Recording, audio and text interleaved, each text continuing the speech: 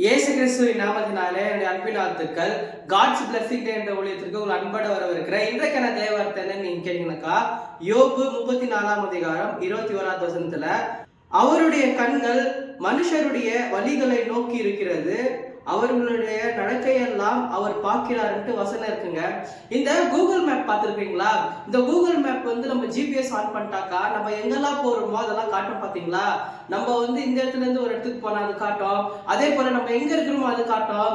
இப்போ நம்ம எதனா ஒரு ஃபுட் ஆர்டர் பண்ணாலும் சரி, இல்ல வேற எதனா பொருள் ஆர்டர் பண்ணாலும் சரி, நம்ம ட்ராக் கூட பண்ணலாம் இந்த டைம்ல.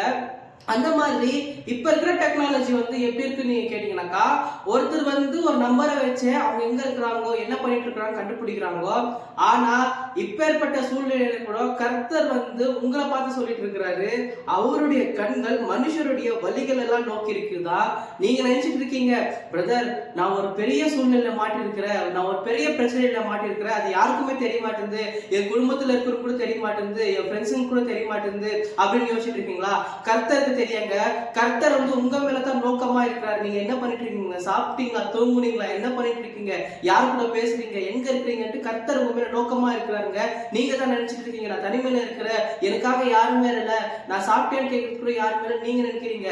ஆனா கர்த்தர் உங்க மேலதான் நோக்கமா இருக்கிறார். தாவீது என்ன சொல்றாரு நீங்க கேட்டீங்கன்னாக்கா, நான் பாதாளத்துல படுக்கை போட்டாலும் அங்கே நீங்க இருக்கிறீங்கன்னு சொல்றாங்க. அப்ப நீங்க எதுக்காக பயப்படுறீங்க? கர்த்தர் உங்க கூட தான் இருக்கிறாரு. நீங்க எங்க போனாலும் கர்த்தர் உங்க கூட தான் வருவாருங்க. அவர் தான் சொல்லிட்டாரு தானே, நான் உன்னை விட்டு விலகுவதும் இல்லை, உன்னை கைவிடுவதும் இல்லைட்டு. அப்ப எதுக்குங்க பயப்படுறீங்க?